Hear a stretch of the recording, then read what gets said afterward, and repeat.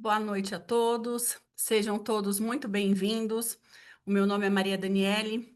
Hoje eu tenho a responsabilidade de conduzir a Comissão de Direito Processual Civil da Comissão de Direito Processual Civil de Campinas, da OAB de Campinas.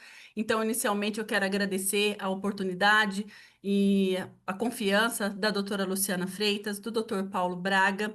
Agradecer também aos meus colegas de comissão, em especial a doutora Sofia Priante e também o doutor Bruno Bonon, que hoje está aqui comigo.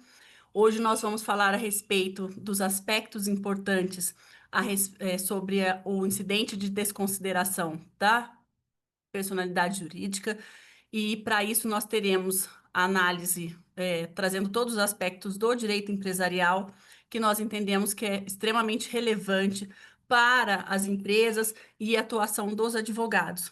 Sejam todos muito bem-vindos. Hoje nós teremos conosco o Bruno Bonon, que é advogado, especialista e também atuante na área do processo civil, com ênfase no direito empresarial, secretário da nossa comissão. Temos também a doutora Kátia Locoselli, que é mestre pela PUC de São Paulo e tem atuação no processo tributário, além de ser coordenadora do Diamantino Advogados. Quero agradecer também Marília Rogel, especialista em processo civil, coordenadora do contencioso empresarial do escritório MMC. E quero também agradecer a doutora Mariana Araújo, que também é especialista em processo civil, com atuação em direito empresarial e faz parte aí do corpo jurídico especializado do escritório Pires Bismarck. E o doutor Bruno Bonon, que vai trazer aí as considerações e a apresentação geral do tema. E eu quero agradecer em especial a todos os escritórios que cederam a participação dos nossos colegas aqui, porque o compartilhar de informações e material técnico é muito importante para o nosso trabalho, para a nossa atuação enquanto membros da Comissão de Processo Civil. Quero agradecer imensamente também a equipe técnica da OAB, que nos auxilia em todas as demandas e faz com que essas atividades sejam possíveis, especialmente a Carol e a Miriam, que ajudaram na composição aqui dos cards, toda a atividade tecnológica. Sem elas, nada disso seria possível. Então, eu quero passar a palavra inicialmente ao Dr. Bruno Bonon, que vai fazer a abertura a respeito do tema, e todos fiquem à vontade para mandar questões dentro do chat. Nós faremos o possível para que a gente possa, no meio de um assunto tão empolgante, trazer considerações e, principalmente, auxiliar os advogados a compreender o que está por trás da jurisprudência, seja no ramo do direito privado empresarial, seja no direito tributário, e trazer para vocês o que nós temos de mais relevante, o nosso conhecimento. Então, um ótimo evento para todos e, mais uma vez, muito obrigada. Boa noite a todos e todas aqui presentes. Em primeiro lugar, eu gostaria de agradecer a Maria Daniele, minha companheira incansável de trincheira desta comissão que nos é muito relevante e cara. E também gostaria de agradecer a oportunidade de estar aqui como secretário da Comissão de Direito Processual Civil. E aqui eu vou agradecer ao AB e à nossa querida presidente Luciana Freitas, na pessoa do doutor Wagner Armani, que é o nosso secretário-geral adjunto, e tive a honra, grande honra, de ter aulas de direito comercial, né, direito empresarial, com o nosso querido Wagner Armani, Dr. Wagner Armani, que está aqui presente. Também agradeço os funcionários e funcionárias que puderam propiciar essa nossa reunião, enfim, e fazer como sempre fazem, dando o seu melhor nessa luta diária que é a administração, enfim, dos processos aí da OAB, né? Vamos lá. Desconsideração da personalidade jurídica. Um tema que, para os operadores do direito, é importantíssimo. Aliás, nós estamos sofrendo aí, enfim, nos últimos tempos, diversos problemas envolvendo credores, devedores, enfim, aquele problema de sempre que quem atua na área do direito civil, do direito empresarial, enfim, do direito do consumidor, sempre vem sofrendo, tá? Então, para que nós possamos entender, em primeiro lugar, o que é a desconsideração da personalidade jurídica, como ela se divide, onde ela se aplica, nós precisamos ir lá para trás no Código Civil para lembrarmos do conceito de pessoa, né? Que é aquele chamado ente físico ou coletivo que é suscetível de direitos e obrigações, né?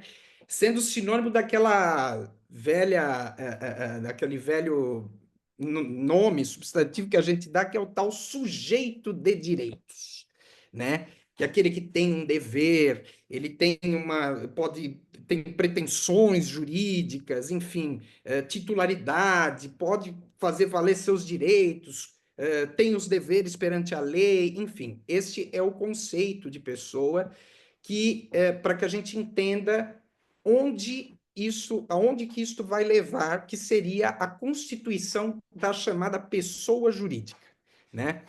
Aí, nas palavras da nossa eminente doutrinadora, professora Maria Helena Diniz, né, ela fala que o que é a pessoa jurídica? A pessoa jurídica é a unidade de pessoas naturais ou patrimônios que tem por finalidade a constituição, a consecução de um fim, né? É, uma finalidade empresarial que é reconhecida pela ordem jurídica também como um sujeito dotado de direitos e obrigações, tá? Dito isso, nós podemos partir aí para o conceito de desconsideração da personalidade jurídica. E aqui eu vou me filiar à corrente do professor Fábio Ulloa Coelho, que vai defender a desconsideração da personalidade jurídica como? E aqui eu peço a devida vênia para fazer a leitura do conceito, porque eu acho que é muito importante para que eu possa terminar essa explicação. O professor Fábio Lua Coelho ele vai definir a desconsideração da personalidade jurídica como sendo uma elaboração teórica destinada à coibição de práticas fraudulentas que se valem da pessoa jurídica. E é, ao mesmo tempo, uma tentativa de preservar o instituto da própria pessoa jurídica ao mostrar que o problema não reside no próprio instituto, mas no uso que se pode fazer dele. Dito isso, o que se tem deste conceito, né, da desconsideração da personalidade jurídica? Ela só vai se aplicar, em suma, né, quando há vamos dizer, um problema dentro desta pessoa jurídica, né? Quando há, por exemplo, um desvio de finalidade empresária, né, ou uma confusão patrimonial. E aqui eu trago a questão dos exemplos, porque eu acho que nada no direito, para nós que somos operadores do direito, estagiários, advogados, enfim, é melhor do que trazer o exemplo para designar determinadas situações, né? Então, vamos supor que um sujeito, uma pessoa, o Joãozinho, ele possui uma sociedade empresária, né? Fulano e Beltrano Limitada. Este senhor, Joãozinho, com o seu CPF, lembrando do conceito de pessoa, dotado de sujeitos, dotado de direitos e deveres, faz dívida com todo mundo.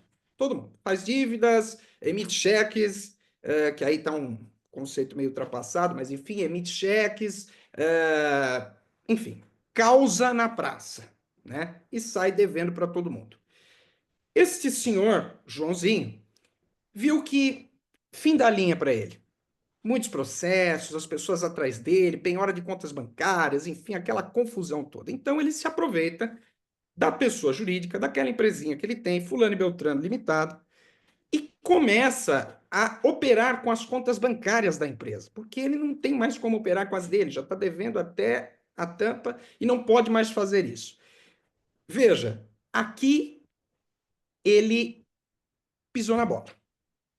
aqui está a chave de tudo. Ele está se utilizando da pessoa jurídica, da personalidade jurídica, do sujeito jurídico dotado de direitos e deveres, para poder se beneficiar, para poder levar a vida dele numa boa, sem que isso possa lhe prejudicar de alguma forma, né? E então,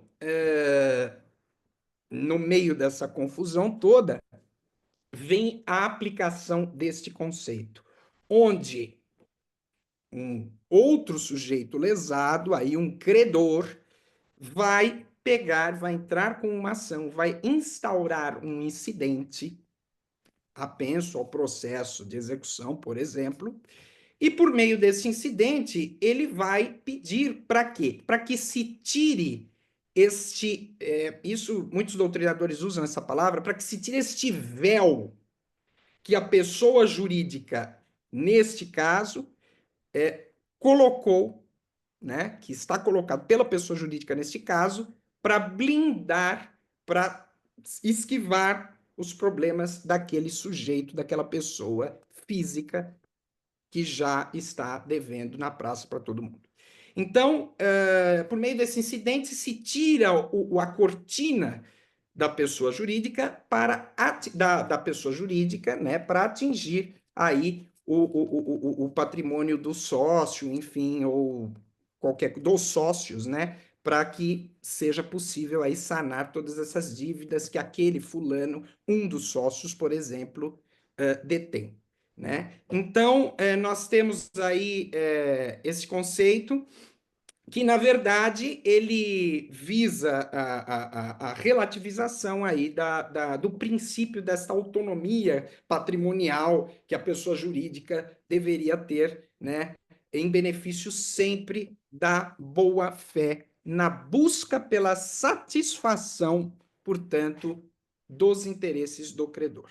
Né? E dentro disso existem várias teorias que podem ser abarcadas, né? A teoria maior, a teoria menor, que é aplicada no Código de Defesa do Consumidor, que basta, enfim, a alegação de inadimplência do artigo 28, para que se possa realizar este procedimento. Eu não vou me alongar muito, até me desculpe se tomei o tempo aí, mas é porque agora os senhores vão entender melhor como essa aplicação e os aspectos que são muito importantes para a aplicação deste tema dentro do viés de que cada um dos nossos convidados aqui, doutora Cátia, doutora Marília e doutora Mariana, poderão esclarecer melhor. Tá? Então, mais uma vez agradeço a paciência de todos e passo a palavra, então, para a doutora Maria Daniele para que ela possa prestar os esclarecimentos. Obrigado. Muito obrigada, Bruno. Agora nós vamos começar, depois dessa visão mais generalizada da questão, nós começamos a pensar o que traz de conflitos, o que temos agora para discutir, principalmente considerando posição dos tribunais. Então, eu gostaria de chamar a Mariana Araújo para começar sua apresentação e trazer questões aí palpitantes, inclusive pensando em honorários advocatícios. Assunto importantíssimo. Mariana, a palavra está com você. Obrigada. Olá, boa noite a todos. Queria agradecer aqui aos membros da comissão e da OAB, na pessoa da Maria, que me acolheu aí desde o início, quando eu ingressei aqui na comissão. Agradecer ao Wagner, um grande colega aqui de trabalho. Tivemos excelentes discussões sobre desconsideração durante essa semana. Eu acredito que é um tema atualíssimo e eu acredito que para que a gente possa ter uma visão ampla, a gente tem que unir aí doutrina e jurisprudência. A gente tem que unir doutrina e legislação. Só assim a gente consegue pensar de uma forma mais ampla e trazer a debate assuntos e esclarecimentos que a própria letra da lei não traz. Eu vou compartilhar aqui os meus slides, que eles vão. Vocês me informam se estão vendo. Tá ótimo. Conseguem Sim, tá ver? perfeito. Deixa eu verificar aqui. porque para mim não está aparecendo o slide. Ele foi alterado? Não. Deixa eu verificar aqui. Tá aparecendo só a tela inicial, Mari. Só a tela inicial. Agora Agora apareceu um belo de um canguru. Ah, agora apareceu. Agora um voltamos para a tela inicial. Vocês conseguem ver da forma como apresentação ou não? Sim, Sim. sim. A tela incidentes, consideração da personalidade jurídica. Perfeito. Então, aqui eu vou ter na minha tela a minha apresentação, mas qualquer consideração eu fico à disposição aí para que a gente possa esclarecer. Dr. Bruno já fez um grande esclarecimento aí, falando sobre um Instituto da Pessoa Natural, e eu gostaria de tratar aqui sobre a personalidade jurídica. Esse tema, ele exige que a gente passe, que a gente trate tanto sobre a personalidade jurídica quanto a autonomia patrimonial. É daí os primórdios, é daí que nasce e que a gente pode estudar um incidente de uma forma mais completa. Então, para propiciar o desenvolvimento de atividades direcionadas à obtenção de lucro ou qualquer outro fim lícito, a legislação permite que as pessoas, os particulares, mantenham organizações jurídicas distintas da sua própria existência. A independência dessas organizações, ela se verifica principalmente na capacidade de estabelecer relações de nome próprio, contrair direitos e obrigações, como o Dr. Bruno já nos adiantou aí e bem estabeleceu. Então, ao contrair uma dívida, essa instituição autônoma, dotada de personalidade jurídica, ela obriga a si mesma, muito embora atualmente a gente veja aí que a maioria dos contratos sempre tem exigido a posição do avalista, né? Mas num fim perfeito, ela obriga tão exclusivamente a si mesma, caracterizando aí como marca principal da sua existência a sua autonomia patrimonial. E aí, passando aqui para falar um pouco dessa autonomia patrimonial, Fábio Condor Comparato, ele diz, né, que essas organizações personificadas, elas têm como fim imediato a constituição de um patrimônio autônomo. E a doutrina aí, tanto nacional como internacional, ela também segue nessa linha, que o fim imediato dessas organizações personificadas é justamente a constituição de patrimônio autônomo. A gente pode falar de fim imediato e um fim imediato. O fim imediato seria a finalidade em si, venda de um produto, ofertar um serviço, prestação de serviço, mas o fim imediato seria justamente a constituição de um patrimônio autônomo. E por que esse patrimônio em si, a constituição desse patrimônio se mostra relevante? Eu consegui e vejo aqui por dois viés que ele se destaca. O primeiro é proteger os interesses institucionais da pessoa jurídica, de forma que você pode dividir os interesses individuais dos participantes, que aí compõem essa organização, do fim a que se dispôs essa organização. Então, você tem uma maior facilidade na gestão e no controle dos recursos dessa empresa, né? E o fim maior seria na relação com terceiros, né? Os próprios bens da empresa vão responder pelas dívidas que ela contrair. A pessoa jurídica ela não pode ser acionada por obrigações pessoais dos seus integrantes. Então, essa seria a nossa doutrina perfeita. Na legislação, a gente vê a possibilidade e a existência de algumas sociedades que invertem essa lógica, né? Eu trouxe aqui como exemplo a sociedade em nome coletivo, onde todos os sócios respondem de forma solidária e ilimitada. Solidária, porque você pode exigir de cada um dos sócios a integralidade de alguma dívida, e ilimitada, pois não tem um valor máximo ao qual eles seriam vinculados. E aí a gente fala, então nesse tipo de organização, nesse tipo de sociedade, nós não falaríamos então sobre divisão patrimonial? E na verdade é o contrário, o que a gente vê aqui é um escalonamento. A responsabilidade, ela pressupõe a existência de dois patrimônios distintos. Então você primeiro atinge o patrimônio daquela empresa, daquela sociedade no caso, para então atingir os sócios. Então, você tem aqui também, muito embora de uma forma não tão, como eu posso dizer assim, de uma forma não tão... A doutrina disso, ela classifica como perfeita e imperfeita, né? Então, você pode atingir o patrimônio, sim, dos sócios daquela empresa, mas não de forma deliberada. Há um escalonamento.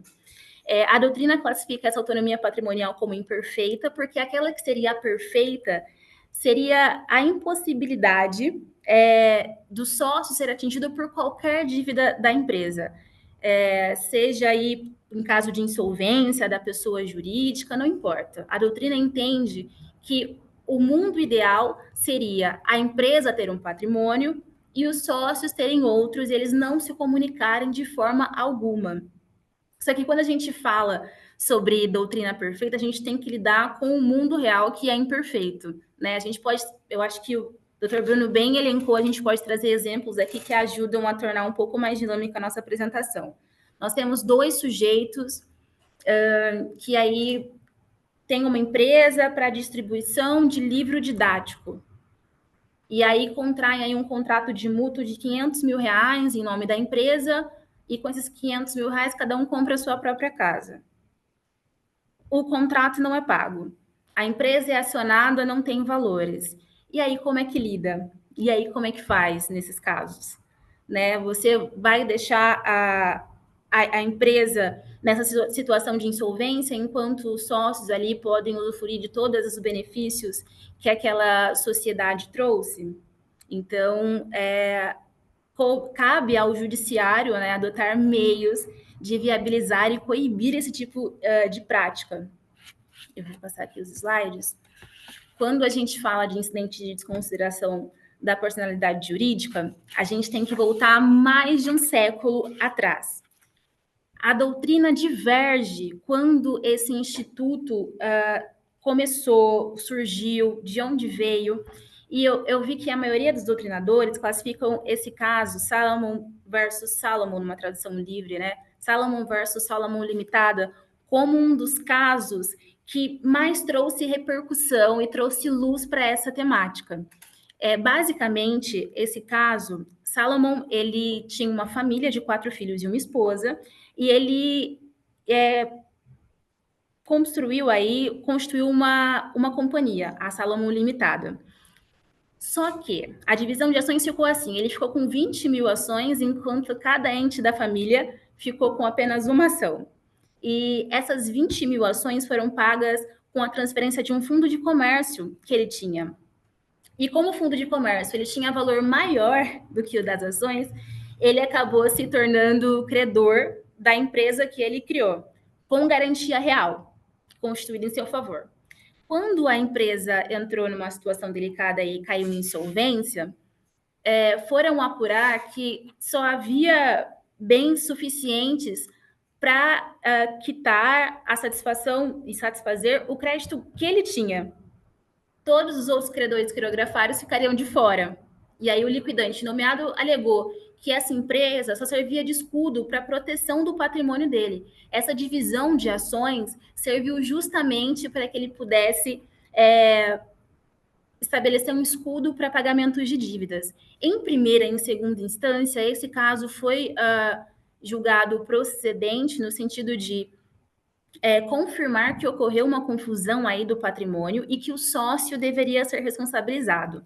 Mas na Inglaterra eles têm um instituto chamado House of Lords, que seria o equivalente ao nosso STJ.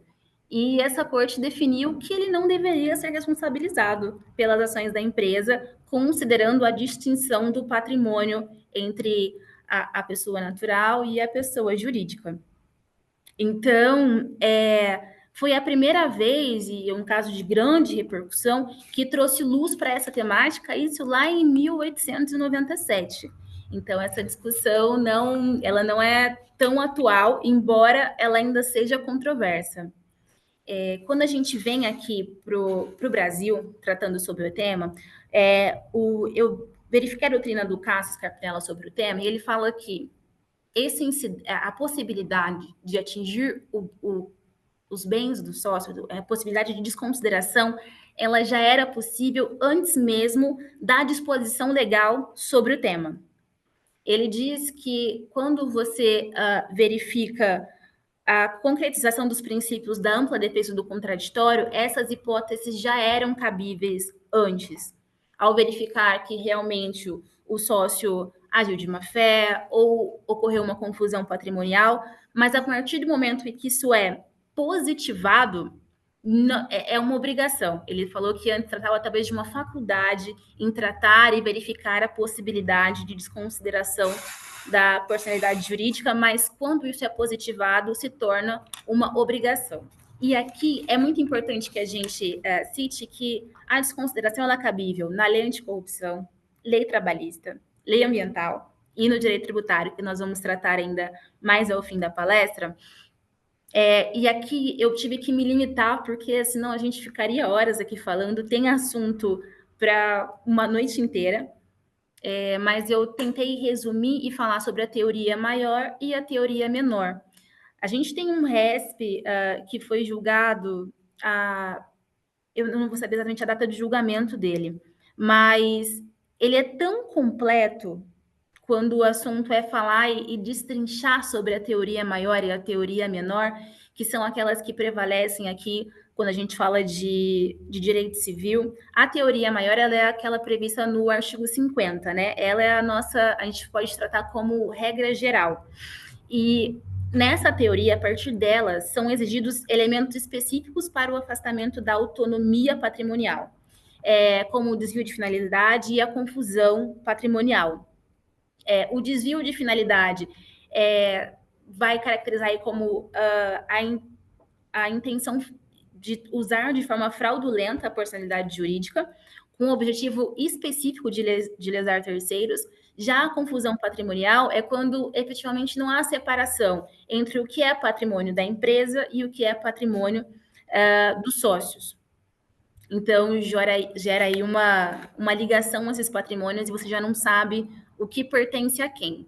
Então, são requisitos específicos e aqui eu acredito que, falando aqui agora como advogada, é muito mais fácil nós rebatermos os temas, você achar defesa cabível em eventual contestação.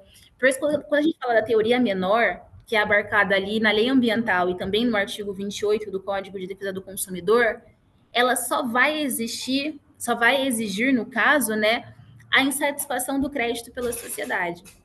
Não pagou uma dívida? Pode desconsiderar a personalidade jurídica. É simplesmente a insolvência, a mera prova de insolvência da pessoa jurídica já se mostra um mecanismo cabível aí para a instauração desse incidente. Então, aqui a defesa ela fica muito mais limitada. Você não teve confusão, você fez tudo exatamente da forma que deveria fazer, você como empresário, e ainda assim corre o risco de ter o seu patrimônio atingido. Essa teoria prevista aí no Código de Defesa do Consumidor, eu acredito que seja um grande obstáculo aí para o fomento do empreendedorismo, né? Quando a gente fala de isso para qualquer cliente no âmbito aqui, nossa, ingressaram com um incidente, mas como assim? O que aconteceu? Em relações de consumo, isso é caracterizado de forma muito rápida, só através da mera insolvência, e a defesa ela fica um pouco prejudicada. E eu gostaria, falando em defesa, tratando sobre esse tema, eu gostaria de trazer exatamente a disposição legal do 134 para mostrar que, além da defesa ficar prejudicada, porque a lei ela não elenca requisitos específicos, a forma como esses incidentes podem ser abordados, a lei não traz isso de forma clara. Eu vou trazer para vocês aqui a letra da lei do artigo 134. Eu vou pedir aqui a licença para fazer a leitura expressa, porque esse artigo ele é muito importante e confuso, e nem doutrina, nem jurisprudência conseguiram trazer para a gente uma resposta. Ele diz assim: o incidente da desconsideração é cabível em todas as fases do processo de conhecimento, no cumprimento de sentença e na execução fundada em título extrajudicial. A instauração do incidente será imediatamente comunicado ao distribuidor para as anotações devidas. Dispensa-se a instauração do incidente se a desconsideração da personalidade jurídica for requerida na petição inicial, hipótese em que será citado o sócio ou a pessoa jurídica. A instauração do incidente suspende o processo, salvo na hipótese do parágrafo 2º, e o requerimento deve demonstrar o preenchimento dos pressupostos legais específicos para a desconsideração da personalidade jurídica. Vejam, o incidente é cabível em todas as fases do processo, de conhecimento, cumprimento de sentença ou na execução de título extrajudicial. Quando você vem aqui e faz a leitura do parágrafo 2º, ele diz: dispensa-se a instauração do incidente se a desconsideração da personalidade jurídica for requerida na petição inicial. Excelente. Então, esse procedimento, eu entendo que é um procedimento comum. Você vai citar a parte para apresentar a defesa, apresentar a contestação, e quando você faz isso numa petição inicial, numa execução. Então, você vai ter dois procedimentos andando de forma distintas no mesmo processo. Eu vou ter uma execução de título extra e um processo de conhecimento, tudo no mesmo ato. É possível seguirmos dessa forma? Eu acho que a redação aqui ficou um tanto quanto confusa. A instauração do incidente suspenderá o processo. Eu instauro aqui um incidente de desconsideração, eu sou uma consumidora, não me pagaram, entrei com cumprimento de sentença, não achei bens, entrei com um incidente aqui de desconsideração da personalidade jurídica. O processo principal de cumprimento de sentença fica paralisado, ok? E aí eu descubro que essa empresa vai receber um valor altíssimo que poderia liquidar parte do meu débito, e aí? A quem beneficia a suspensão do processo nos casos de instauração de incidente? Eu vejo mais vantagens para o devedor do que para o credor. Então, a gente vê questões muito controvertidas. E falando, já puxando o gancho da próxima fala, que era a doutora Marília, quando a gente fala em incidentes, a gente geralmente não se fazia o pedido de desconsideração na petição inicial justamente pelo risco de sucumbência. Você pode levar uma sucumbência, então você faz pelo incidente, que aí não tem sucumbência. Você fica mais garantido. É justo? Você não tem uma defesa, você não tem talvez o mesmo trabalho de elaborar uma defesa, o seu cliente, em caso de um procedimento incidental? Por que nesses casos, então, até o momento a gente não teve aí a adoção ou a prática de fixação de honorários nesses incidentes? Isso até então beneficiou os credores que sempre optavam pelo modo incidental. E agora, como a gente pode tratar? Eu acho que a jurisprudência teve uma grande atualização sobre esse tema e eu gostaria de passar a palavra para a doutora Marília para tratar melhor sobre essa temática. Muito obrigada, pessoal. Obrigada, Mariana. A gente vê que é um tema palpitante, precisa ser trabalhado de forma muito séria, porque a gente tem a pessoa jurídica como uma organização efetiva, as pessoas têm o direito de empreender e de conseguir efetivamente desenvolver a atividade empresarial com segurança, porque afinal de contas todo mundo quer que os negócios deem certo. Ninguém inicia uma empresa com todo o custo, com toda a operacionalização tão complexa que a gente tem no Brasil, para que aquilo dê errado. Muito pelo contrário, as pessoas buscam a pessoa jurídica para ter um empreendimento muito maior, com muito mais densidade de circulação de valores, de patrimônio e afins. Então, é importante a gente ter essa noção, porque a gente não pode entender que a pessoa jurídica é só uma proteção de patrimônio e que efetivamente qualquer atividade que não deu certo, que isso possa implicar em responsabilidade por parte do sócio. Eu queria fazer só um pequeno parênteses para dar a palavra para o doutor Wagner Armani, que com certeza pode trazer alguma consideração bastante relevante para nós, e também hoje aqui nos dá o prazer da sua presença representando a diretoria da nossa OAB de Campinas. E daí, na sequência, depois a gente já passa a palavra para a doutora Marília.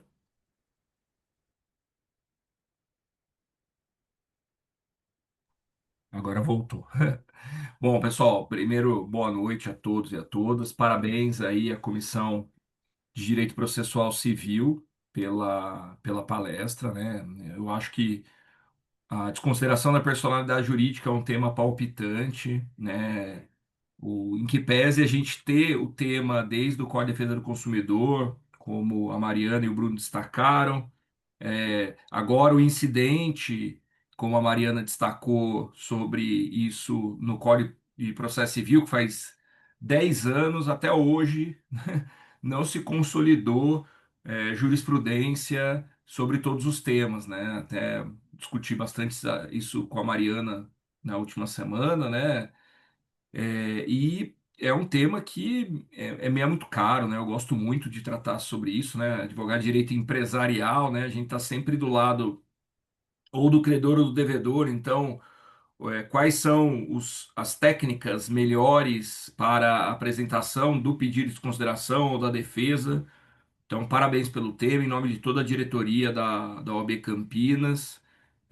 Eu estou super contente aqui, né, de ver o Bruno, e a Mariana tratando já do tema e estou muito empolgado aqui para a sequência da palestra. Então, parabéns, uma excelente noite, né, de muito aprendizado para todos vocês. E eu estou aqui, curioso para escutar os próximos palestrantes.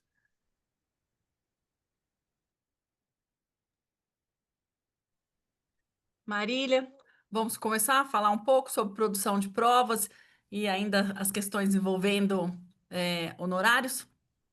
Vamos A lá. palavra está com você. Obrigada, Daniele.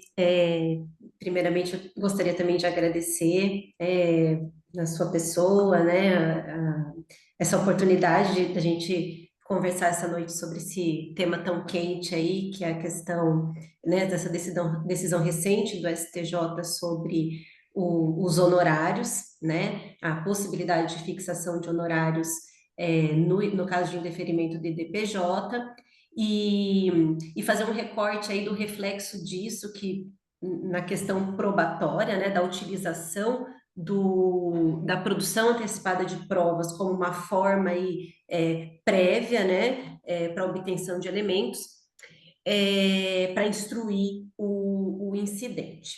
Bom, eu vou iniciar tratando da questão dos honorários, já pegando o gancho aí da Mariana, né? O Bruno e a Mariana fizeram aí uma valiosa introdução em relação aos requisitos, né? As características do instituto, né? Da desconsideração.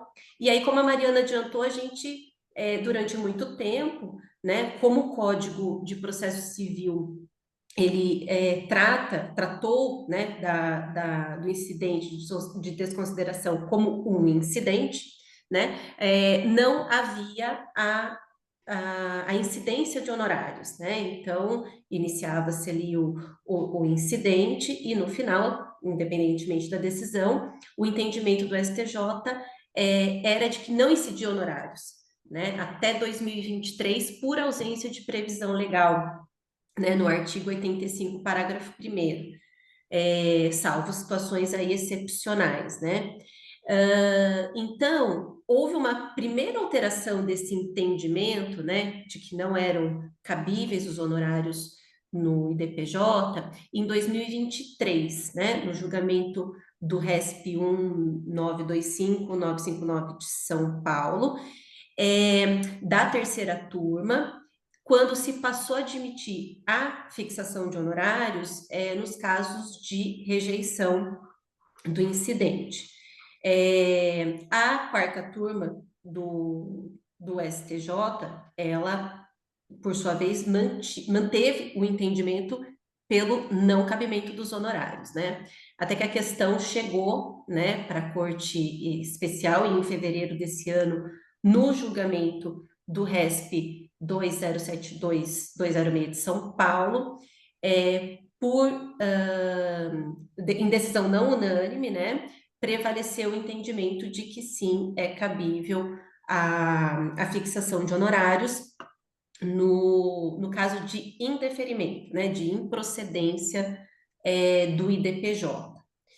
E aí, passando aqui um pouco pelo que fundamentou o voto vencedor, né, desse julgamento, basicamente ele encampou o entendimento que foi, né, que havia sido já adotado na decisão de 2023, né, basicamente que apesar da denominação, né, dada pelo legislador, e a classificação ali do IDPJ como um incidente, ele, na realidade, teria a natureza jurídica de uma demanda incidental, autônoma ali, com partes definidas, com causa de pedir própria, pedido específico, e que visaria uma ampliação subjetiva da lide. Então, a gente não estaria falando simplesmente, né, apesar da denominação e da classificação legal ali, de um incidente, mas de uma demanda, né, incidental. Além disso, ele é tratado como uma hipótese de intervenção de terceiros. Então, a semelhança da denunciação da lide, né, que no artigo 129, parágrafo único, prevê a possibilidade, né, numa hipótese de condenação de honorários, por semelhança, né, por se tratar também de uma hipótese de intervenção de terceiros, deveria também ser aplicado os honorários no IDPJ, até porque as hipóteses do artigo 85, parágrafo 1º, não seriam taxativas. E também o que prevaleceu foi que o indeferimento, né, da inclusão do terceiro, né, via o IDPJ, ela se assemelha à exclusão do litisconsorte passivo, que implica na condenação em honorários. Então, deveria ser aplicado o mesmo entendimento aqui também, né? Então, o terceiro, ele não figurava até então como parte, né? E o indeferimento do pedido de desconsideração com a não inclusão, né, do sócio ou da empresa no polo passivo, dá ensejo à fixação da verba honorária, né? Como se ele tivesse sido indicado desde o início para integrar a relação processual, mas acabou excluído, né? Então, basicamente, esse foi o contexto, né, que prevaleceu, e a gente tem aí esse precedente que agora, né, cabível à fixação dos honorários. No voto vencido, que é o próximo slide, acho que é legal a gente trazer o contraponto, quais foram os argumentos, que também são bem relevantes. Olha, é um incidente processual, que ele foi classificado dessa forma pelo Código, é decidido por uma decisão interlocutória agravável e, por isso, ela seria incompatível com a fixação de honorários sucumbenciais, que presumem a finalização do processo, a sentença, né, nos termos do artigo 85, parágrafo 1º, que está aí na tela, né, e no caput, né, na realidade, que ele prevê que a sentença condenará o vencido ao pagamento, né, dos honorários. Além disso, a ausência de previsão legal, por não constar aqui, né, no parágrafo 1º do mesmo artigo 85, o incidente o IDPJ não consta. E aí a questão, né, de ser resolvido por uma decisão interlocutória está no 136 do Código de Processo Civil, e que uma vez resolvido o IDPJ, o objeto, apesar de se falar na ampliação subjetiva, o objeto litigioso ele permanece o mesmo, né? Então, o ministro João Otávio, só confirmar, Noronha, ele diz, o incidente ele é parte do todo e não o todo, né? Ele não existe por si só, mas apenas para garantir a ampliação do contraditório na busca da satisfação do crédito. Então, continua com a natureza de incidente, né? Outro argumento também que foi utilizado, que a obrigação de pagar honorários, ela decorre da lei, e quando o legislador quis fazer isso, ele fez de forma expressa, como no caso da denunciação, que é utilizada no voto vencedor como um dos fundamentos, fazer essa analogia à denunciação, e que enfim, acho que esses foram os principais argumentos do voto vencido. Bom, prevaleceu, né, o entendimento, como eu já disse, da possibilidade da fixação, né, dos honorários, mas não ficou definido, algumas questões ficaram, muito importantes, ficaram em aberto, como a aplicação vai se, do entendimento vai se dar daqui para frente, para os próximos incidentes, ou para os incidentes em andamento também vai ter aplicação, assim como os critérios para fixação dos honorários. Não teve uma decisão sobre isso. Vai aplicar o parágrafo segundo, ou vai ser possível a fixação por equidade nesses casos? Essa indefinição sobre esses pontos centrais aí que envolve, né, que a questão dos honorários ela envolve, ela veio uma alteração jurisprudencial relevante, né? Agora aqui pensando do ponto de vista do credor, né, pelos impactos, né, que a sucumbência vai gerar, né, para análise da propositura, né, por conta da questão da prova, gera uma insegurança jurídica e uma imprevisibilidade. Então, assim, o meu que está em curso, se eu perder, já vai ter honorários? Se eu ingressar agora, eu vou ter que considerar a hipótese de honorários, né? Então, houve, né, aqui já partindo para a questão da modulação dos efeitos, houve oposição de embargo de declaração pela FEBRABAN, que atuou como amicus curiae nesse caso, justamente para abordar essa questão, para buscar um posicionamento, né, no sentido de que a decisão passasse a vigorar para os incidentes futuros, né? Dentre outras questões que foram abordadas, os embargos eles foram rejeitados. Então, não se tem uma definição sobre isso, e é uma questão aí em aberto para a gente refletir aqui. Outro ponto, como eu mencionei, a indefinição sobre os critérios de fixação, né? No voto vencedor, como não era objeto, né, do recurso, a questão dos critérios, isso não foi objeto de decisão, mas houve uma sinalização de que será admitida a fixação por equidade, né? Mas houve uma sinalização, não houve uma decisão. E uma outra questão que se levantou, né? Por que a fixação dos honorários apenas no caso de rejeição, né? Então, o entendimento foi firmado nesse sentido. Há uma violação ao princípio da simetria, né?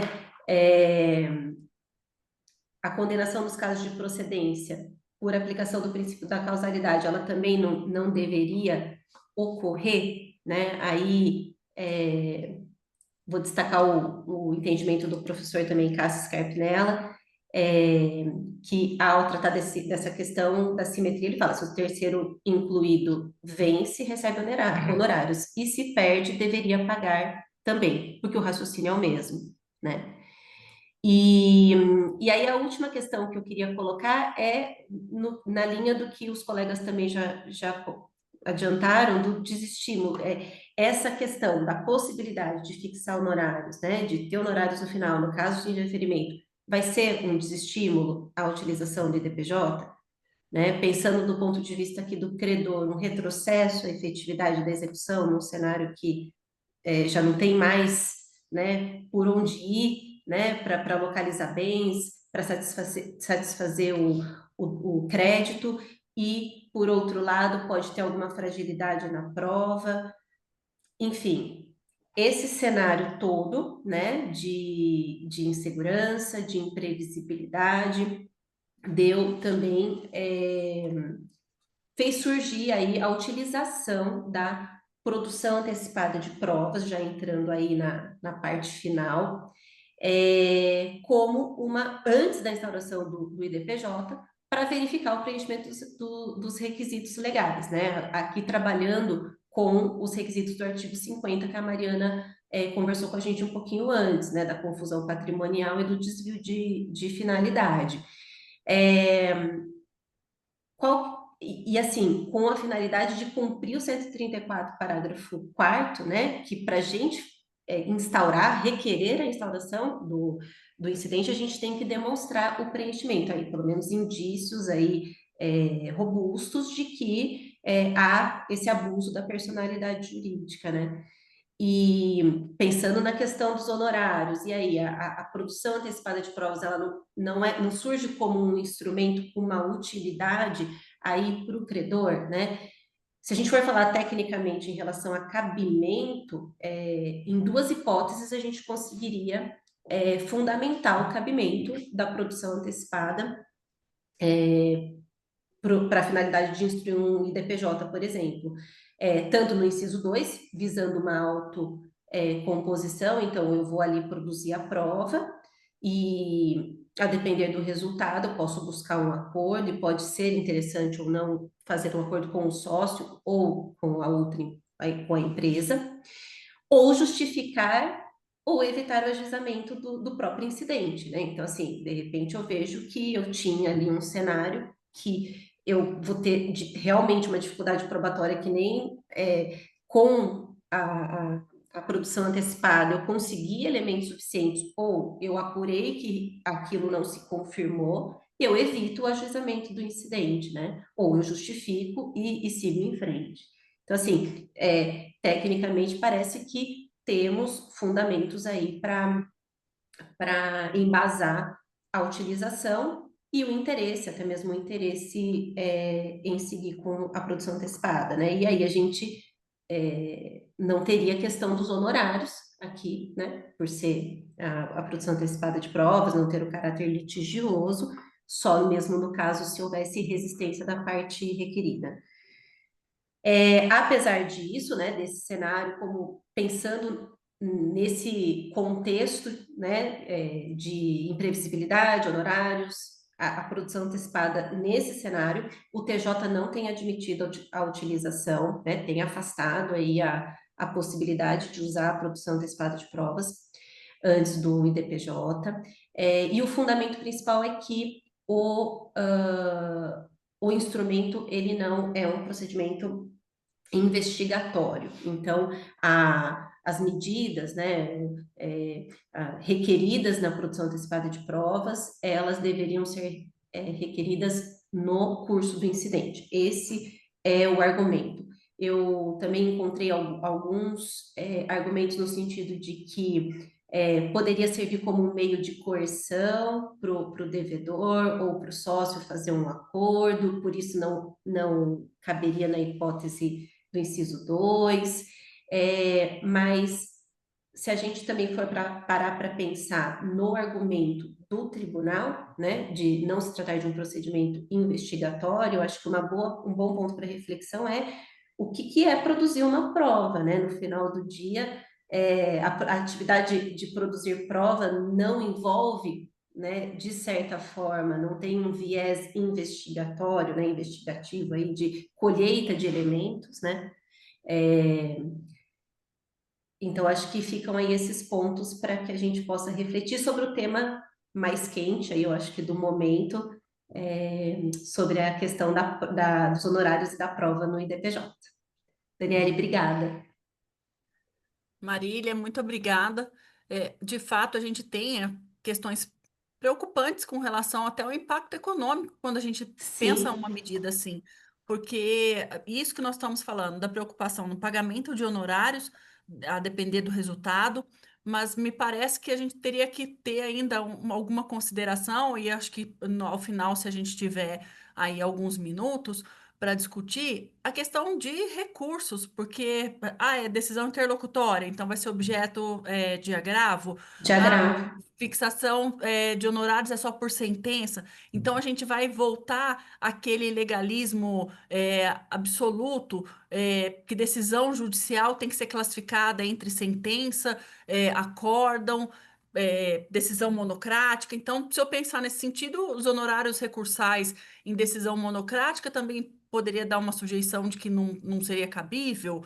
Então, assim, surgem alguns questionamentos práticos que acaba dando uma certa insegurança e às vezes a gente deixa de utilizar eventualmente algum incidente ou, né, a própria antecipação de provas por pensar nessas questões periféricas e que sim, no direito empresarial, a questão envolvendo custo tem que ser levada em consideração. E se nós estivermos pensando, por exemplo, em justiça estadual, nós vamos ter que analisar a questão, inclusive, de custas processuais, né? As custas judiciais na Justiça Estadual, São Paulo, Minas Gerais, Rio de Janeiro, Bahia, são valores expressivos.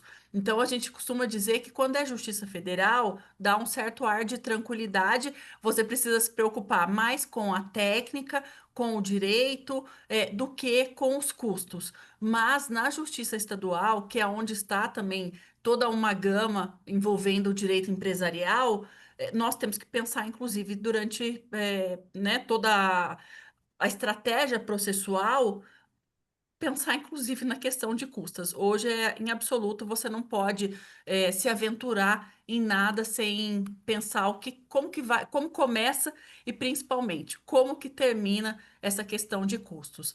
E agora, para a gente trazer um pouco mais de pimenta aí no assunto, nós temos a situação do IDPJ, levando em consideração a situação tributária, ou seja, nós vamos ter ainda alguém com mais poder do outro lado da mesa, que seria o fisco. Então, eu passo a palavra aqui para a Kátia e vamos ver aí quais são as dificuldades pensando no crédito tributário. Obrigada, Kátia. A palavra está com você. Boa noite a todas e a todos.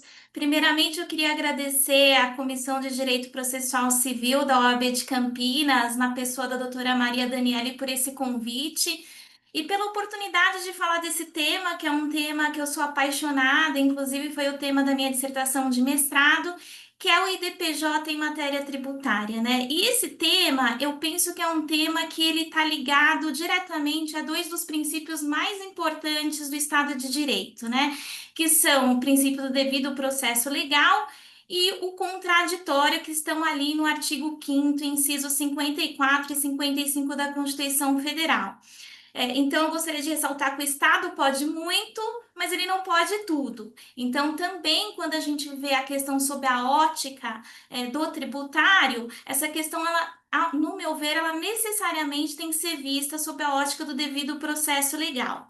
Eu preparei uns slides, mais para a gente ter aqui um roteiro para vocês poderem acompanhar mais facilmente as questões que eu vou trazer. Eu vou compartilhar com vocês. Só colocar aqui no modo apresentação. Tá aparecendo aí, Maria Daniele? Já deu sim, Kátia? Ah, então tá ótimo.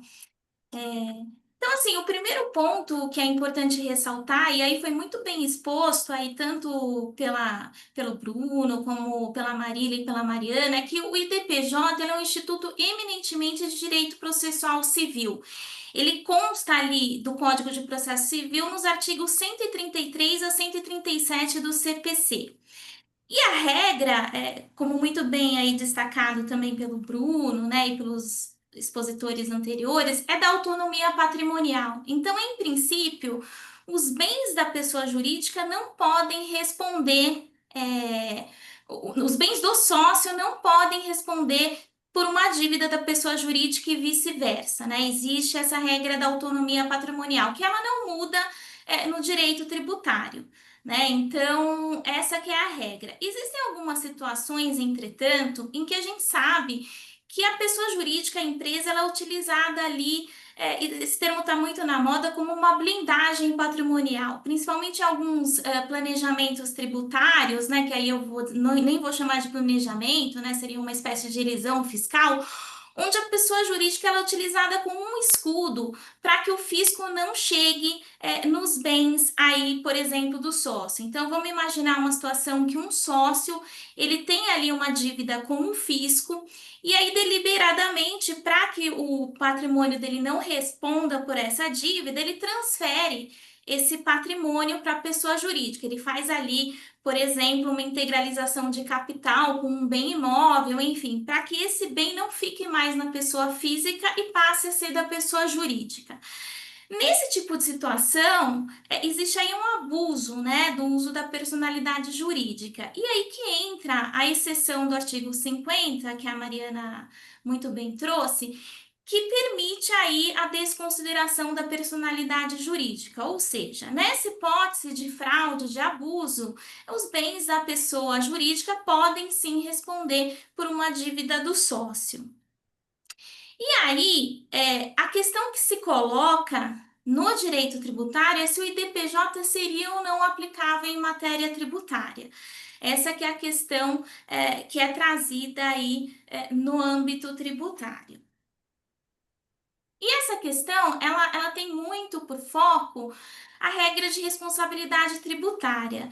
No direito tributário, existem algumas hipóteses ali no Código Tributário Nacional em que há responsabilidade solidária de uma terceira pessoa.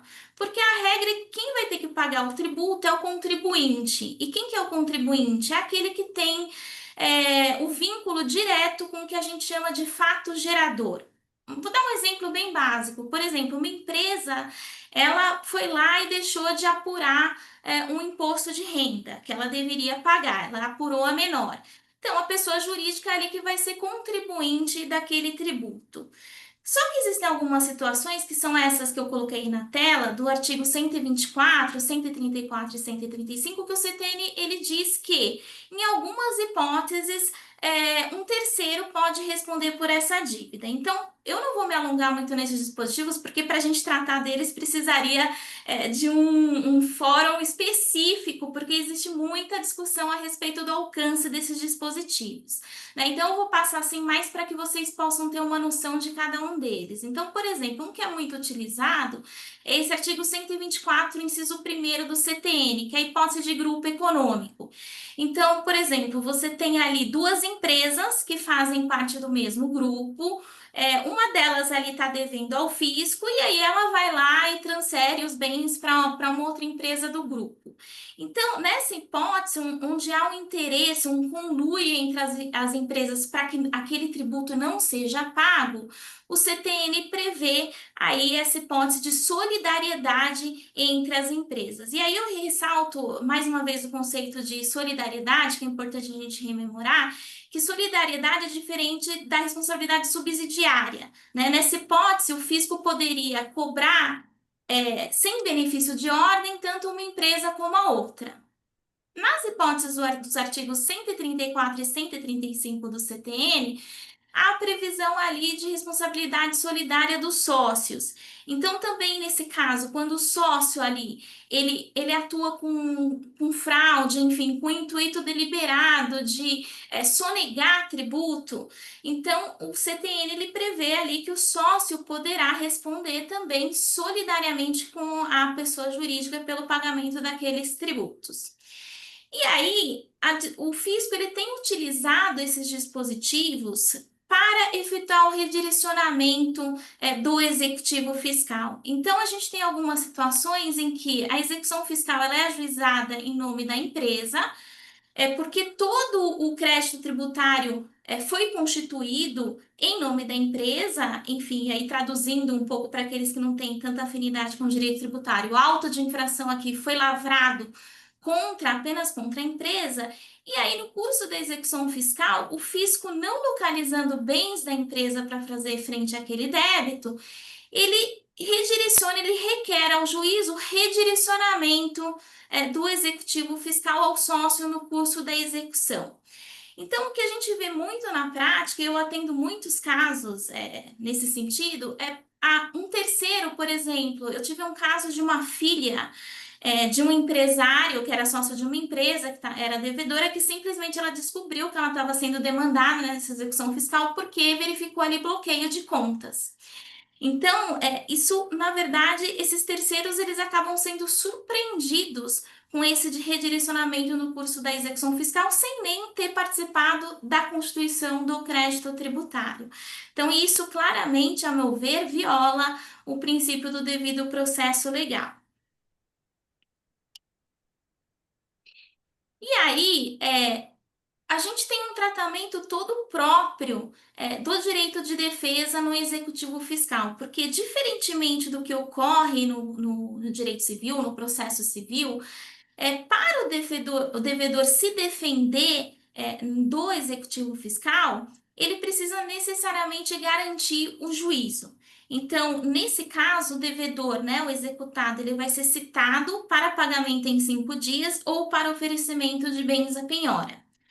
Então, quer dizer que, nesse caso, por exemplo, dessa filha que teve bens penhorados, enfim, sem nem ter nenhuma relação ali com a empresa, enfim, ela vai permanecer com esse bloqueio de bens até o término da defesa que vai ser feita via embargos à execução. Então, nesse caso, vamos supor que como ela tinha bens ali que foram penhorados, ela vai poder exercer o direito à defesa, vai apresentar embargos à execução, só que aqueles bens eles só vão ser desbloqueados ao término do processo com o trânsito em julgado, que quem atua, principalmente no contencioso tributário, né, Maria Daniele, sabe que essas questões demoram anos. Eu tenho algumas questões aqui que eu trato dos anos 90, enfim, que ainda não foram solucionadas pelo Poder Judiciário, né? Existe outra situação de, por exemplo, esse terceiro não ter bens para garantir o juízo. Então, o que acontece na prática? O fisco vai lá, diz para o juiz que existiu alguma daquelas situações de fraude, o juiz unilateralmente, sem nem ouvir a parte contrária, vai lá, defere, não encontra bens. Só que aquele terceiro vai ficar ali no polo passivo da execução fiscal. E o que isso significa? Esse terceiro, ele vai ter toda a pecha da inadimplência. O nome dele vai para o CADIM, ele não vai ter condições de obter certidão de regularidade fiscal. Então, ele vai ser devedor sem nem ter o direito à defesa, né? E ali no artigo 5º da Constituição Federal, o Constituinte quis preservar, né? Porque disse o seguinte, você só vai poder ter os seus bens constritos após o exercício do devido processo legal. E aqui a gente tem justamente o inverso, primeiro pague, né? Primeiro garanta o juízo e depois apresente o direito à defesa. E aí que eu ressalto, né, que o IDPJ, ele é um instrumento fundamental para a garantia do devido processo, né? Até a Marília, a Mariana e o Bruno trouxeram aí a doutrina do professor Cássio Scarpinella, e ele ressalta muito bem isso, né, no livro dele, né, que o IDPJ, ele surgiu ali no Código de Processo Civil como um instrumento de garantia do devido processo legal, né? Então, ele veio justamente para garantir, porque mesmo no processo civil, antes de existir o IDPJ, o que acontecia? Aquele credor, ele simplesmente apresentava uma petição para o juiz, dizia para o juiz que estava acontecendo uma situação de fraude, né? E aquele juiz unilateralmente já muitas vezes deferia o bloqueio de contas e acontecia o mesmo problema. Aquele terceiro, aquele executado que, enfim, para o qual a dívida foi redirecionada, teria que se virar para poder se defender, para afastar aquela dívida. O IDPJ ele justamente veio para evitar isso, né? Tanto é ali que no artigo 134, parágrafo 3º, vem a previsão de que, instaurado o IDPJ, o processo deverá permanecer suspenso em relação ao terceiro. Quer dizer, abre-se aí o contraditório e a ampla defesa, que são garantias constitucionais, né? Então, o IDPJ ele é fundamental para o exercício do direito de defesa. E aí, qual que é a discussão no direito tributário, né? Por que se discute se o IDPJ seria ou não aplicável em matéria tributária?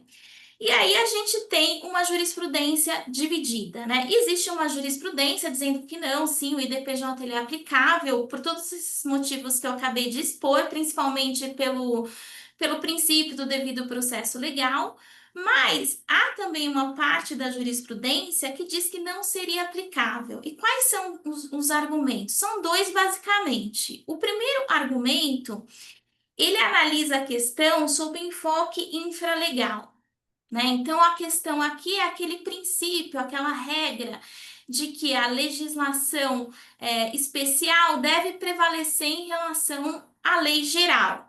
Então, aqui, como a lei de execuções fiscais prevê a necessidade de prévia garantia do juízo para o exercício do direito de defesa, essa linha jurisprudencial diz que o IDPJ, então, não seria aplicável em matéria tributária, porque se estaria burlando aí a previsão da LEF, da Lei de Execuções Fiscais, de necessidade de garantia do juízo.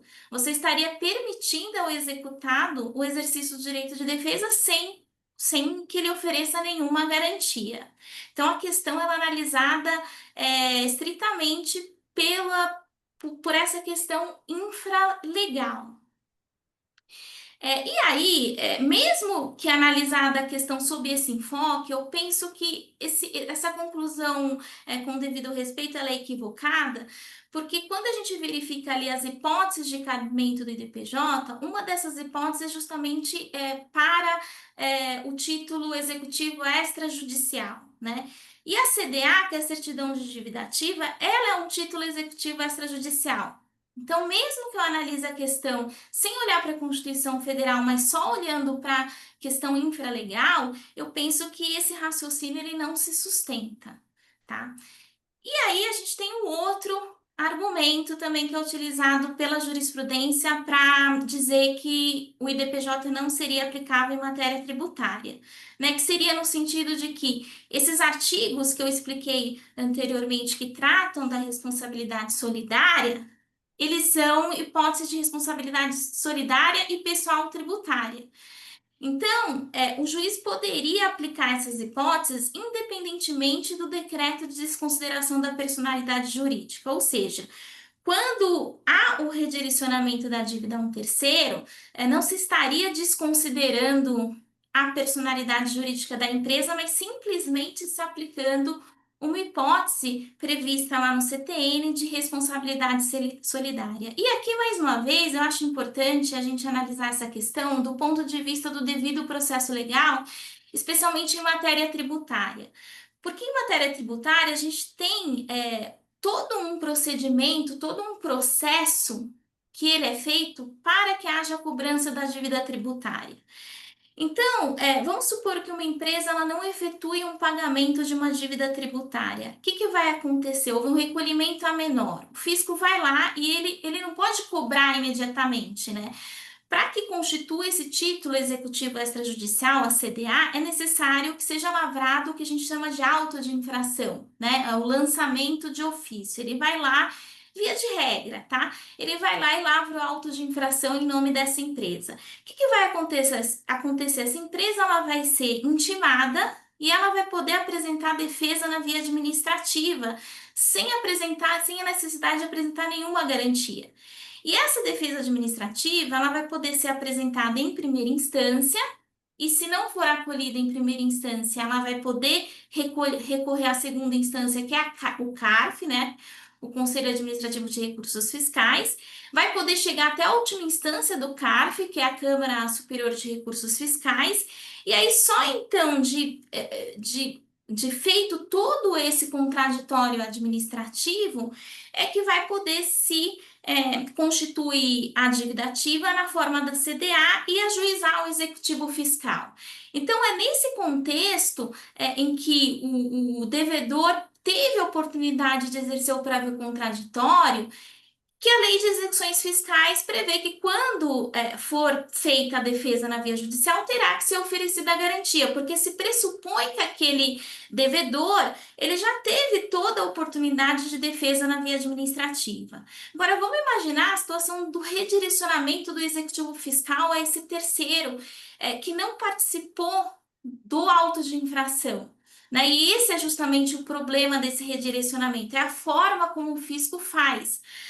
Porque se o fisco entende que esses artigos seriam aplicáveis à hipótese, ele deveria então ter, desde o auto de infração, incluído esses terceiros, porque aí esses terceiros teriam a possibilidade de apresentar a defesa administrativa. Mas não, esse redirecionamento ele ocorre ali no curso do executivo fiscal.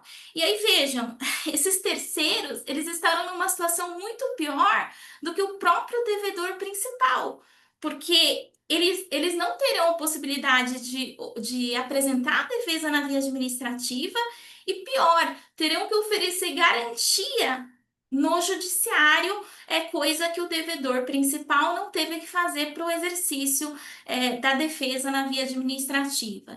Então, esse argumento de que seria possível o redirecionamento do executivo fiscal não se sustenta porque, a meu ver, se o fisco entende que houve ali uma hipótese de solidariedade, mesmo que fosse depois do auto de infração, no limite ele teria que rever, né? O artigo 149 do CTN, ele prevê ali a hipótese de revisão do auto de infração, e aí teria que incluir esse terceiro ali no auto de infração e oportunizado toda a defesa administrativa. Então, seriam basicamente esses dois argumentos relativos ao cabimento. E aí, para contornar toda essa discussão, né, se haveria ou não ofensa ao devido processo legal, aquele terceiro não teve a oportunidade de se defender na via administrativa, o que foi criado aí pelo fisco, né? Esse procedimento, aí ele chama, vejam assim, ele nem chama de processo, né? O nome é Procedimento Administrativo de Responsabilidade, que é o PAR. E ele é previsto ali na Portaria 948 de 2017. O que essa portaria diz? Essa portaria diz o seguinte: antes de redirecionar a dívida para um terceiro, o fisco vai lá e vai instaurar esse procedimento administrativo e oportunizar aquele terceiro demonstrar que não teria havido ali nenhuma hipótese de responsabilidade tributária. Numa primeira análise, pode até parecer que esse procedimento teria resolvido essa questão do devido processo legal, mas quando a gente lê o procedimento, o que acontece que está ali previsto? Ele realmente prevê a possibilidade desse terceiro demonstrar que não houve nenhum cabimento, só que não há oportunidade de recurso. Uma vez indeferido, negada a defesa que é apresentada para a própria procuradoria, né? Quer dizer, você não tem um órgão paritário, como por exemplo você tem no CARF, se aquela defesa for indeferida, você até pode apresentar recurso, mas esse recurso não tem efeito suspensivo. Então aqui eu vejo que continua havendo aí uma ofensa clara ao devido processo legal em matéria tributária e esse par não teve aí o condão de resolver isso, né? Essa questão, obviamente, ela foi parar no STJ, tem o tema 1209, então em breve teremos uma pacificação sobre o tema. Só que eu penso que mesmo com a decisão do STJ, essa questão é uma questão que, a meu ver, ela tem que chegar ali no STF, porque foi nesse sentido até que eu trouxe a minha dissertação de mestrado, né? O IDPJ como um instrumento de preservação do devido processo legal em matéria tributária, que é um tema eminentemente constitucional, né? Só que quem milita no contencioso sabe que as questões de ofensa a devido processo legal são tratadas como ofensa indireta. E o STF, ele costuma simplesmente negar o trânsito desse recurso. Só que assim, surpreendentemente, esses mesmos argumentos que eu estou trazendo aqui do devido processo legal foram levados ao STF em matéria trabalhista. Porque no trabalhista tem muito essa questão de grupo econômico, responsabilidade ali solidária entre as empresas, e aí justamente, excepcionalmente, o STF reconheceu a repercussão geral da matéria e admitiu esse recurso extraordinário. Então, por isso que eu penso que essa questão, mesmo se resolvida no STJ, deverá também ser submetida ao crivo do STF, porque é uma matéria eminentemente constitucional. E aí, só para finalizar, que eu sei que o meu tempo já está se esgotando, Maria Daniele, eu queria tratar sobre a questão dos honorários que até foi tratada aí pela doutora Marília, que sempre no direito tributário, quando você milita contra a fazenda, esse tema é um tema que está sendo muito discutido, até quem acompanha sabe que ali a repercussão geral do Supremo, se pode ou não aplicar por equidade. O Supremo destacou os honorários contra a fazenda, então o Supremo ainda deve definir se pode ou não aplicar honorários em causas contra a fazenda por equidade, sem observar lá aí o escalonamento do artigo 85. Então, assim, recentemente também houve aí uma decisão que, quando simplesmente reconhecida a ilegitimidade passiva, né, que é o caso aqui que a gente está falando eminentemente aqui de ilegitimidade passiva quando a gente fala de DPJ, que poderia sim os honorários advocatícios serem fixados por equidade. Então a gente também tem uma questão muito sensível de honorários em relação a esses casos. Então, assim, basicamente era isso que eu queria trazer para vocês. Eu fico aí à disposição para eventuais dúvidas e para debater também essa matéria, que é uma matéria que eu, enfim, ficaria aqui horas falando com vocês, mas, enfim, em vista da limitação do tempo, eu passo a palavra aí para Maria Daniele. Kátia, super obrigada, inclusive pelo respeito aí do tempo. O professor Renato Best ficaria orgulhosíssimo de você. Eu acredito que a gente tem aí mais alguns poucos minutos e eu gostaria de fazer aí mais uma nova rodada, com 2 minutinhos para cada um, para trazer considerações finais. Eu não sei se vocês conseguiram acompanhar aí no chat algumas perguntas, mas eu acho que depois a gente pode até fazer alguma complementação do material de vocês, para trazer eventualmente alguma contextualização dessas questões, porque eu acho que talvez não dê tempo de responder a todas. Então, eu gostaria de voltar aí no Bruno, e daí a gente segue aí a sequência, Mariana, Marília, e a Kátia encerra aí para a gente trazer as considerações finais. Bom, primeiramente, parabéns pela belíssima explanação de vocês, doutora Kátia, doutora Marília, doutora Mariana, sempre trazendo aí questões de extrema importância e atualizadas acerca desse tema que nos é tão importante. No comecinho, eu dei um exemplo até proposital, mas eu esqueci de mencionar que o exemplo que falei dizia respeito à desconsideração da personalidade jurídica inversa, que é um tema também muito importante, enfim, e que os tribunais já têm aceito nos casos em que há esse problema com o sócio, né, na tentativa de burlar aí as questões atinentes às dívidas, enfim, né? Então, era essa consideração que eu tinha para fazer com relação ao exemplo citado. Reitero novamente os parabéns às expositoras que foram brilhantes naquilo que se propuseram a falar. Questões sobre honorários que, enfim, né, nós todos sofremos com isso e é de suma importância. Questões em matéria tributária, então, que eu vi aqui tomei a liberdade de dar uma olhadinha no chat, vi que existem dúvidas com relação a isso. Então, é isto. Muito obrigado a todos e todas. Então, eu passo a palavra para a doutora Mariana para as considerações finais.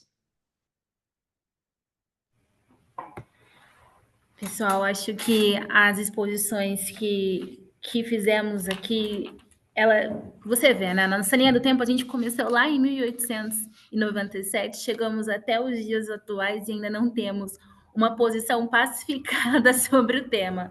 Ou seja, mais aí de 130 anos tratando sobre uma temática, ela não se esgota. Eu acho que é porque as relações, elas também não são estáticas. E daí a gente está sempre inovando e a lei precisa acompanhar o que acontece eu acho que na vida, né? Dá para a gente caracterizar dessa forma.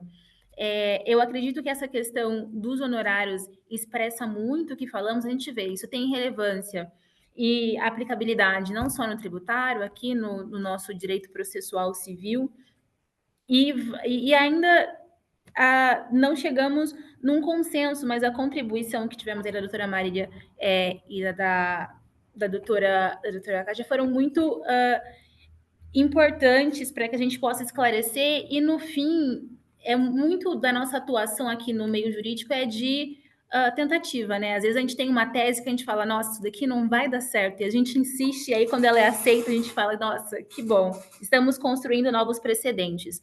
E é através dessas discussões que a gente tem aqui nas nossas comissões que o direito em si é feito, que as novas jurisprudências vão surgindo, que a gente provoca a discussão sobre a lei e a gente avança na defesa dos interesses dos nossos clientes, sendo eles credores ou devedores. Né? Eu acho que tem matéria para todo lado aqui quando o assunto é IDPJ. Então, gostaria de agradecer a contribuição dos meus colegas e de todos que assistiram até o momento a palestra, e passo a palavra para a doutora Marília. Complemento aí aos colegas, foi uma noite muito enriquecedora, né? Compartilhar conhecimento é sempre muito importante e muito rico. Concordo com a Mariana, eu acho que são muitas reflexões aí, porque as alterações são inúmeras, a gente não tem um posicionamento definido sobre questões importantes. Temos aí os nossos clientes, e a depender da posição de credor ou devedor, os fundamentos também, tecnicamente, têm igualmente o mesmo peso aí, então põe a gente para pensar mesmo, é difícil também a gente fechar um posicionamento, então os debates são muito importantes para fomentar essa reflexão e manter aí aquecido manter aquecida a reflexão sobre os temas, né? Que é o que move a gente, né? Os operadores do direito. Daniele, mais uma vez, muito obrigada, agradeço a oportunidade, a comissão, a OAB, foi realmente uma experiência muito enriquecedora.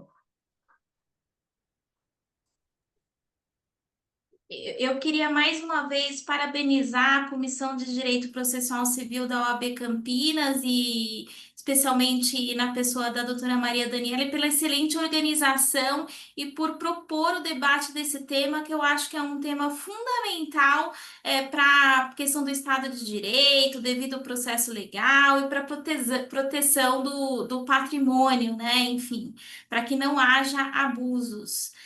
Eu, assim, não acompanhei todas as questões do chat, mas eu vou aqui aproveitar nesses minutos, últimos minutos que a gente tem, para endereçar aqui a questão do Francisco Zanin, que ele coloca uma questão em que, se antes de inscrever a dívida ativa, o fisco faz o par e, no termo de verificação fiscal, para apurar eventual solidariedade, transita em julgado administrativa na Câmara Superior. Então, basicamente, assim, eu vou resumir. A questão dele é a seguinte: se a responsabilidade desse terceiro foi afastada na via administrativa, se poderia o fisco ir lá e requerer o redirecionamento novamente com base no artigo 50. Eu entendo que não, tá, Francisco? Porque a questão tributária, o processo tributário, a questão de responsabilidade tributária, ela é muito específica e ela tem um regramento diferente daquilo que a gente vê na responsabilidade civil. Então, basicamente, é aquilo que eu disse, né? Precisaria haver uma revisão do próprio lançamento, né? E não se fazer isso diretamente ali no par. Então, objetivamente, eu entendo que não. Não sei se enderecei bem a resposta que você queria, mas eu penso nesse sentido. E é isso, então, parabéns e a todos os expositores. Eu acho que as apresentações acabaram se complementando, né? Muito do que a doutora Mariana, o Bruno e a Marília trouxeram realmente complementa ali o raciocínio da questão sob enfoque tributário. Obrigada aí mais uma vez pelo convite. Então, desejando a todos uma excelente noite, agradecendo imensamente a todos aqueles que participaram conosco. Vamos deixar as apresentações, depois nós vamos passar para eventualmente alguma complementação, até porque nós tivemos outras questões, e nós colocaremos na página da comissão, que fica no site da OAB Campinas. E eu convido a todos que participem das atividades da comissão. Nós temos encontros virtuais ou presenciais todos os meses e sempre vamos trazer discussões que possam auxiliar aí na atuação prática dos advogados, estagiários, enfim, todos os membros que atuam, né, com o direito, sejam eles contadores, administradores, inclusive pessoas físicas que precisam eventualmente compreender um pouco melhor os seus direitos e como defendê-los em juízo. Então, em nome da comissão, eu agradeço todos os meus colegas aqui que participaram conosco e convido a todos. O próximo evento é dia 25 de agosto e nós vamos falar sobre mandado de segurança. Uma boa noite a todos e muito obrigada pela participação.